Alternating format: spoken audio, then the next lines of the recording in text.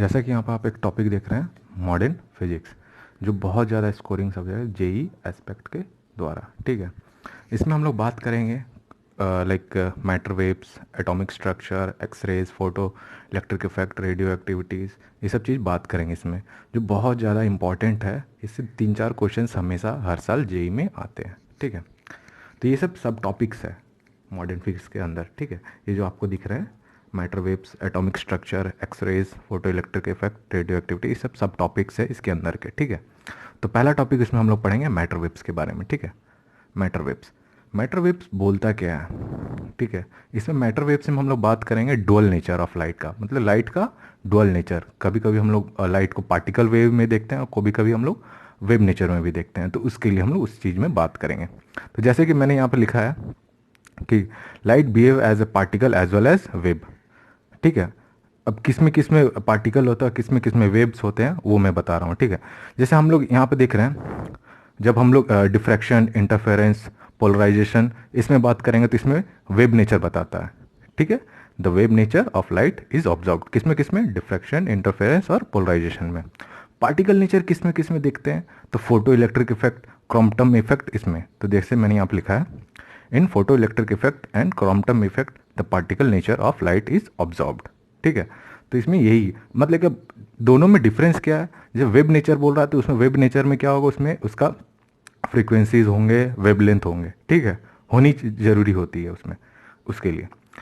और अब जैसे आ जाए यहाँ पे हम पार्टिकल नेचर का जब बात हुआ, तो पार्टिकल नेचर के बारे में किसने बोला? तो आइंस्टाइन क्वांटम थ्योरी में उन्होंने बताया कि हम उसको अज्यूम करते हैं एक फोटोन की तरह, पार्टिकल। ठीक है, एक फोटोन की तरह अज्यूम करते हैं। 1905 में कहा गया था। ठीक है, देखिए यहाँ लिखा है मैंने, Einstein imagine light as a particle called photon. उसने लाइट को एक पार्टिकल देखा, मगर उसको एक नाम दिया फोटोन। अब फोटोन क्या होता है? फोटोन क्या होता है? एक चार्जलेस और मासलेस। चार्जलेस और मासलेस का मतलब क्या हो गया? जिसमें चार्ज, फोटोन का जो चार्ज होगा जीरो होगा, और मासलेस मतलब वो रेस्ट मास होगा, उसका जीरो होगा। ठीक है, रेस्ट मास मतलब कि स्थिर रहेगा। ठीक है, उसमें कहने का मतलब यही है। एक्चुअली जो है लाइट जो है, इसमें आइंस्टाइन ने बोला कि एक लाइट को जो उसने क्या एज्यूम किया, एक एनर्जी का पैकेज, एक एनर्जी का पैकेज अज्यूम किया जिसमें लाइट पार्टिकल नेचर है। ठीक है, एक्चुअली जो लाइट है यहाँ पे, फोटोन लाइट जो बोल रहे हैं, हाँ, वो एक पैकेट की तरह है। ठीक है, आइंस्टाइन ने बताया। अब आ जाइए, आइंस्टाइन का एक उसने एक फार्मूला भी दिया था, जैसे मैं दिखा रहा हूँ यहाँ पे आइंस्टाइन ने, तो उसी के बारे में बात करूँगा यहाँ पे। ठीक है, देखिए Einstein Einstein give the formula, उसमें रिलेटिव मास का उसने फार्मूला दिया था एक, तो उसके बारे में बात करना है। ठीक है, तो देखिए यहाँ पे रिलेटिव मास के लिए मैंने लिखा है एम आर रिलेटिव मास। ठीक है, बाई इधर mass rest by under root of 1 minus V square by C square. V square और सी स्क्वायर जो है यहाँ पे देखिए, वी हमारा क्या है, वेलोसिटी ऑफ ऑब्जेक्ट, और सी हमारा क्या है, वेलोसिटी ऑफ लाइट। ठीक है, अगर इसको हम लोग फोटोन का रिलेटिव मास से अगर डिराइव करते हैं तो कैसा आएगा? देखिए यहाँ पे मैंने फोटोन का relative mass, photon has a relative mass M equal to kinetic energy by C square. ठीक है, तो इससे हमारा फॉर्मूला क्या आ गया? देखिए इससे हमारा फॉर्मूला क्या आ गया? M equal to kinetic energy by C square, यानी काइनेटिक ई एम और सी स्क्वायर। तो यहाँ किसका जो आइंस्टाइन का फॉर्मूला जो है, E equal to M C square आ गया। ठीक है, where E is a kinetic energy of photon, kinetic energy of photon है ये। ठीक है, अब इसमें अब एक और बात है। ठीक है, जब फोटोन जो है उसके पास जब रेस्ट मास होता है तो उसका मोमेंटम भी होगा। ठीक है, मोमेंटम ऑफ फोटोन भी होगा। ठीक है, तो momentum of photon P, P से हम लोग डोनेट करते हैं मोमेंटम को, इक्वल टू एम सी। ठीक है, यहाँ पर अगर एम का वैल्यू ये जो था, हम लोग इसको यहाँ पर पुट करते हैं तो क्या आ जाएगा? P equal to E by C में, यानी कि momentum equal to kinetic energy by C, यानी कि स्पीड वेलोसिटी ऑफ लाइट। अब जैसा हम लोग ने मोमेंटम ऑफ फोटोन पढ़ा, तो उसका प्लैंक्स प्लैंक्स फार्मूला क्या देता है, ठीक है, Planck's formula for energy of photon, energy of photon के लिए, ठीक है। तो हमारा प्लैंक्स फार्मूला देखिए ऐसा कुछ है, E equal to H by frequency, ठीक है, फ्रिक्वेंसी जो होता है हमारा क्या होता है, C बाई लेमडा होता है, तो मैंने F के जगह पे यहाँ पे C बाई लेमडा पुट कर दिया, यानी कि हमारा एक फार्मूला ये आ गया। H हमारा क्या है, तो प्लैंक्स कांस्टेंट है, F हमारा क्या है, फ्रीक्वेंसी ऑफ लाइट, ठीक है। तो यहाँ पे मैंने रिप्लेस कर दिया C बाई लेमडा से, तो ये हमारा इक्वेशन आ गया। अगर उसको हम वेवलेंथ देखें, फोटोन का अगर वेवलेंथ देखें, तो वेवलेंथ ऑफ फोटोन, ठीक है, तो lambda by H C by E, ठीक है, एच हमारा क्या, प्लैंक्स कांस्टेंट, ठीक है। तो यह हमारा जो सी बाई ई है, सी बाई ई है, उसके जगह पे हम लोग पी लिख सकते हैं, हम लोग देखे थे मोमेंटम में, ठीक है। तो वहाँ पे हम लोग कुछ ऐसा लिख सकते हैं, P equal to E by C, तो यही है, ठीक है, हमारा ये वेवलेंथ ऑफ फोटोन है। अगर हम ये जो 3-4 इक्वेशंस तुम्हें जो बताएं उसका अगर ग्राफ देखते हैं, तो ग्राफ देखिए कुछ ऐसा है, ठीक है। अब सारे इक्वेशंस के यहाँ पे फोटोन बाई मास का देखते हैं, ठीक है, मास का देखते हैं तो क्या होगा, ठीक है, फोटोन एनर्जी और मास का।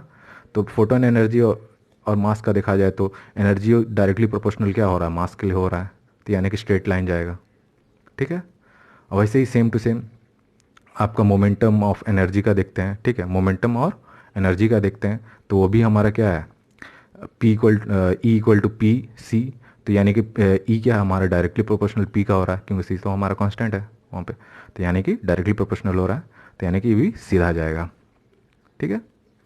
यहाँ तीसरा ग्राफ देखिए, अगर वेवलेंथ और मोमेंटम का देखते हैं तो, ठीक है, तो वेवलेंथ अगर मोमेंटम का देखते हैं तो यहाँ पे देखिए, यहाँ पे कुछ ऐसा होगा, P lambda P equal to H, जो हम लोगों ने पहले क्वेश्चंस में निकाला, अभी यहाँ पे निकाला ना।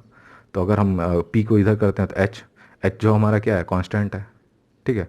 यानी कि अगर इसको हम देखा जाए, आप लोग ने मैथ्स में पढ़ा होगा रेक्टेंगुलर हाइपरबोला, हाँ, जब रेक्टेंगुलर हाइपरबोला में क्या होता है, एक्स वाई इक्वल टू जब कांस्टेंट होता है तो ग्राफ कुछ ऐसा जाता है, हाँ। तो वैसे ही देखिए यहाँ पे ऐसा कर्व ग्राफ किया, रेक्टेंगुलर हाइपरबोला जिसमें वो बोलते हैं, जैसे मैंने यहाँ पर बनाया है, देखिए, जब अगर X Y equal to constant हो गया, क्योंकि एच तो हमारा क्या कांस्टेंट है, प्लैंक्स कांस्टेंट, ठीक है, तो यहाँ पर हमारा ग्राफ कुछ ऐसा जाएगा, तो मैंने वही बनाया। अब चौथा देख लीजिए, चौथा ग्राफ में क्या है हमारा, वेवलेंथ का और आपका एनर्जी का, ठीक है। यहाँ पे देखिए, तो यहाँ पे क्या आ रहा है, सेकंड लास्ट इक्वेशन से अगर हम लोग देखते हैं जो प्लैंक्स फार्मूला से, तो हमारा कुछ ऐसा था, ठीक है। प्लैंक्स उसमें क्या था हमारा, E equal to H F equal to H C by lambda हम लोग लिखते थे, हाँ। तो यहाँ पर हमारा तो E by lambda equal to H C, तो एच सी हमारा क्या है, कांस्टेंट है, सी और एच हमारा दोनों क्या कांस्टेंट है, कांस्टेंट हो गया ना। तो सेम टू सेम वही एक्स वाई वाला ग्राफ, रेक्टेंगुलर हाइपरबोला वाला, देखिए ये ग्राफ, ठीक है। अब आ जाइए नेक्स्ट टॉपिक जो हमारा है, इसमें डी ब्रॉगली वेव्स थ्योरी, ठीक है। डी ब्रॉगली क्या कहते हैं यहाँ पे, वो चीज़ जानना जरूरी है। डी ब्रॉगली ने बोला था कि according to de Broglie all the moving object have a rest mass, मतलब कि जितना भी मूविंग ऑब्जेक्ट है उसका एक रेस्ट मास है, possess both wave nature and particle nature, मतलब कि जो रेस्ट मास में भी जो है वो दोनों बिहेव कर रहा है लाइक वेब नेचर में भी और पार्टिकल नेचर में भी, ठीक है, वेब नेचर में भी और पार्टिकल नेचर में। और उसने और एक चीज़ बोला उसको, ठीक है, उसने और एक चीज़ बोला यहाँ पे कि de Broglie name the wave generated by moving object have rest mass as a matter wave, उसने उस चीज़ को क्या बोल दिया, मैटर वेव बोल दिया। जब उसने मैटर वेव बोल दिया तो जाहिर सी बात है उसके पास कुछ वेवलेंथ्स होंगे, ठीक है, और उसके पास कुछ चार्ज पार्टिकल गैसेस मॉलिक्यूल्स कुछ ना कुछ ऐसे करके होंगे, तो उसके बारे में अभी हम लोग यहाँ पर डिस्कस करेंगे, ठीक है। तो wavelength of matter wave can be formed by wavelength जो है, तो लेमडा एच बाई पी, ठीक है, पी के जगह पे हम लोग एम वी लिख सकते हैं, हाँ, पी के जगह पे एम वी लिख सकते हैं। तो एम हमारा क्या है यहाँ पर रेस्ट मास है, वी हमारा क्या है वेलोसिटी ऑफ लाइट है, ठीक है। तो ये हम लोग ने लिखा। तब जब ये रेस्ट मास है, ये सब हो गया, ठीक है। तो अगर हम kinetic energy of rest object का देखते हैं, काइनेटिक एनर्जी, तो काइनेटिक एनर्जी क्या होता है, हाफ एम वी स्क्वायर होता है, E equal to half M V square. तो वही मैंने लिखा। अगर ऊपर नीचे अगर एम से हम लोग मल्टीप्लाई करते हैं और डिवाइड करते हैं, ठीक है, यहाँ पे देखिए ऊपर नीचे, तो ये M square V square by M हो जाएगा। ये एम स्क्वायर वी स्क्वायर अगर देखा जाए तो हमारा पी स्क्वायर के बराबर होगा। हाँ, जाहिर सी बात है, यहाँ पे मैंने पी को रिप्लेस किया था एम वी से, तो ये पे देखिए पी स्क्वायर, तो एम स्क्वायर वी स्क्वायर भी हो जाएगा, स्क्वायर दोनों को हटा देंगे, तो वही मैंने यहाँ पे किया। ठीक है, तो यहाँ पे मैंने डायरेक्ट पी स्क्वायर लिख दिया। ठीक है, तो ये हमारा क्या आ गया, E equal to P square by 2m, यानी कि हमारा लास्ट फार्मूला क्या आ गया यहाँ पे, p equal to under root of 2me। ठीक है, m हमारा क्या है, मास। ठीक है, यहाँ पर अगर अगर सारे को अगर रिलेट करते हैं तो स्टार्टिंग से लैम्डा एच एम वी, ठीक है, पहले से हम रिलेट करते हैं लैम्डा इक्वल एच पी। ठीक है, उसके बाद फिर p के जगह पे एम वी स्क्वायर। ठीक है, h अगर इस जगह पे इसको रिप्लेस करते हैं तो क्या, अंडर रूट ऑफ 2me। ठीक है, p के जगह पे हम लोग ये लिख सकते हैं यहाँ पे, जैसे मैंने ड्राइव किया यहाँ से काइनेटिक एनर्जी के द्वारा। ठीक है, तो यहाँ पे हम लोग बात करते हैं, अगर इस जगह पे और एक चीज़ ज़रूरी है, जो wave nature of matter wave can be observed only when their wavelength is comparable to their dimension और साइज। मतलब कि अगर उसका डायमेंशन और साइज को अगर हम लोग कंपेयर कर सकते हैं तभी हम लोग वेव नेचर निकाल सकते हैं। जैसे कि अब दो लेमडा और हमारा मास दोनों अगर मीटर में दिया हुआ है, मीटर में, ठीक है, तब हमारा कंपेरेबल है। अगर लेमडा हमारा एंगस्ट्रम में दिया हुआ और हमारा ये किलोमीटर में दिया हुआ तो कंपेरेबल नहीं है। ठीक है, तो उस जगह पे हम लोग को थोड़ा सा प्रॉब्लम होगा, उस जगह पे हम लोग ऑब्जर्व नहीं कर पाएंगे। ठीक है, तो यही बात वहाँ पे कह रहा हूँ। देखिए यहाँ पे मैंने लिखा है, when wave nature of matter wave can be observed only when their wavelength is comparable to their size और डायमेंशन। ठीक है, जो मैंने अभी बोला। अब आ जाइए यहाँ पे, जो जेई में कुछ कुछ क्वेश्चंस आते हैं इस टॉपिक से रिलेटेड। ठीक है, इसके द्वारा इसमें क्या लिखा हुआ है कि लाइक जो हमारा एक्सलेट कर गया कोई पार्टिकल, ठीक है, पोटेंशियल डिफरेंस उसका दिया हुआ है उस टाइम पे उसका फार्मूला के लिए। ठीक है, for a charge particle accelerated to potential difference delta V. Potential difference अगर डेल्टा वी हो जा रहा है तब, तो उसमें क्या बोला जा रहा है तब यहाँ पे, तो वर्क डन क्या हो जाएगा उसका, तो work done equal to delta W charge और ये हमारा डेल्टा वी। ठीक है, तो इसके जगह पे हम लोग कुछ ऐसा भी लिख सकते हैं वर्क डन का, काइनेटिक एनर्जी वाला। देखिए यहाँ पर हम लोग कुछ ऐसा लिख सकते हैं, तो half of M V square, ये किसके बराबर है, ई के बराबर हो गया।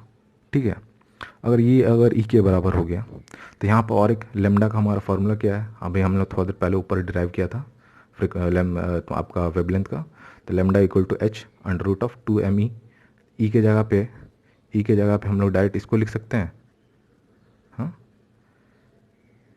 ई की जगह पे हम लोग इसको लिख सकते हैं। तो देखिए हम लोगों ने ई को रिप्लेस कर दिया यहाँ पे, क्यों, डेल्टा वी। तो हमारा कुछ ये इक्वेशन आ गया। कब के लिए, जब हमारा चार्ज पार्टिकल एक्सलेट कर दिया पोटेंशियल डिफरेंस के द्वारा। ठीक है, तब हमारा वेवलेंथ क्या होगा। ठीक है, और तब हमारा वर्क डन क्या होगा, दोनों मैंने निकाल दिया। अगर मान के चलिए कोई गैसियस मॉलिक्यूल है, ठीक है, कोई गैसियस मॉलिक्यूल है, उसके लिए हमारे पास अगर निकालना है वेवलेंथ, तो हम कैसे निकालेंगे। अब गैसियस मॉलिक्यूल है, तो गैसियस मॉलिक्यूल का हम लोग देखा जाए तो उसको हम लोग लिखते हैं ई इक्वल टू 3/2 kT। ठीक है, के हमारा क्या है, बोल्ट्जमैन कांस्टेंट। ठीक है, और टी हमारा क्या है, टेम्परेचर। इसको हम लोग ट्रांसलेशनल काइनेटिक एनर्जी बोलते हैं। ठीक है, 3/2 kT ट्रांसलेशनल काइनेटिक एनर्जी बोलते हैं। तो हमारा इसमें वेवलेंथ क्या आ जाएगा, वेवलेंथ जो हम लोग पहला फार्मूला ऊपर वाला, ठीक है, तो उसी में हम लोग ई को रिप्लेस कर रहे हैं हर जगह पे। ये ई को हम लोग रिप्लेस करके सिर्फ फार्मूला डिराइव करेंगे। तो ई का हमारा ये जो था, तो lambda H by under root of twice M E था। ई के जगह पे हम लोग रिप्लेस कर दिए, क्या है, 3/2 kT। 2 कैंसिल आउट, बचा क्या, under root of 3m kT। ठीक है, अगर कोई गैसियस मॉलिक्यूल का क्वेश्चंस देता है तब हमारा ऐसा होगा। ठीक है, अब गैसियस मॉलिक्यूल जो है उसके लिए भी एक इम्पॉर्टेंट बात मैं बता देता हूँ। ठीक है, गैसियस मॉलिक्यूल जो स्पेस में रहता है उसकी जो काइनेटिक एनर्जी है टेम्परेचर के साथ इंक्रीज होते रहती है। टेम्परेचर के साथ मतलब कि उसका जो काइनेटिक एनर्जी है टेम्परेचर के साथ इंक्रीज होते रहता है। तो वो चीज़ आप लोग देखिएगा ज़रूर। अब आ जाइए तीसरा इक्वेशन हम लोग जो थर्मल न्यूट्रॉन। ठीक है, थर्मल न्यूट्रॉन। अब जो पहले में और दूसरे में जो अभी जैसे मैंने गैसेस मॉलिक्यूल मतलब कि उसका जो m था वो क्या रहेगा, गैस का मास रहेगा। इसमें न्यूट्रॉन है यानी कि न्यूट्रॉन का मास रहेगा। ठीक है, दोनों में m का डिफरेंस है। ठीक है, पहले जो मैंने गैसेस मॉलिक्यूल का बताया उसमें गैस का मास रहेगा। ठीक है, गैसेस मॉलिक्यूल का मास रहेगा, यहाँ पे न्यूट्रॉन का मास रहेगा, मैं पहले बता दे रहा हूँ। ठीक है, यहाँ पे अब आपका एनर्जी इक्वल टू 3/2 kT। ठीक है, अभी मैंने हम लोगों वहाँ पे ड्राइव किया lambda equal to h/3m/kT drive किया। तब आज ये अगर इसका इक्वेशंस देखते हैं तो हम लोग ने ऐसा सेम टू सेम दोनों का इक्वेशन सेम है, दोनों का आपका गैसियस और न्यूट्रॉन का दोनों का इक्वेशन सेम है, लेमडा इक्वल टू h/3m/kT। ठीक है, अब आ जाइए आपको ये जो सारे जो फार्मूला बताएं उसका एक ग्राफ बता देते हैं। सारे जो फार्मूला हमने ड्राइव किया 2-3 उसका मैं आपका ग्राफ बता देता हूँ, क्योंकि कभी कभी ग्राफ से भी क्वेश्चंस आते हैं। ठीक है, ग्राफ देखा जाए इसका एनर्जी और मोमेंटम का। ठीक है, एनर्जी और मोमेंटम का हमारा इक्वेशन क्या आया था, p²/2m। ठीक है, p²/2m आया था।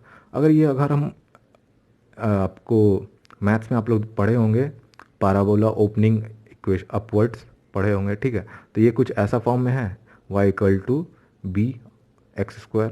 ठीक है, तो y=bx² मतलब पैराबोला ओपनिंग अपवर्ड कुछ ऐसा इसका ग्राफ जाएगा। ठीक है, वैसे ही सेम टू सेम आ जाइए और एक जब आप वेवलेंथ और मोमेंटम का देख रहे हैं तब किसके लिए, इसके रिस्पेक्ट। ठीक है, ये लाइक क्वेश्चन के लिए। ठीक है, ये लाइक क्वेश्चन के लिए तो हमारा क्या h कांस्टेंट है, यानी कि आप रेक्टेंगुलर हाइपरबोला के जो आप लोग मैथ्स में देखे होंगे तो कुछ ऐसा ग्राफ जाता है, क्योंकि हमारा लैम्डा p=h जो है कांस्टेंट है, तो कुछ ऐसा ग्राफ जाएगा। थर्ड आ जाइए आपका। ठीक है, √e जो यहाँ पर हमारा √e बच रहा है उसके लिए। ठीक है, तो देखा जाए तो ये हमारा वेवलेंथ और e का तो हमारा कुछ भी ऐसा ही जाएगा, क्योंकि लैम्डा √e और ये हमारा कांस्टेंट है, ये हमारा कांस्टेंट है, तो कुछ ऐसा ही सेम टू सेम ग्राफ जाएगा।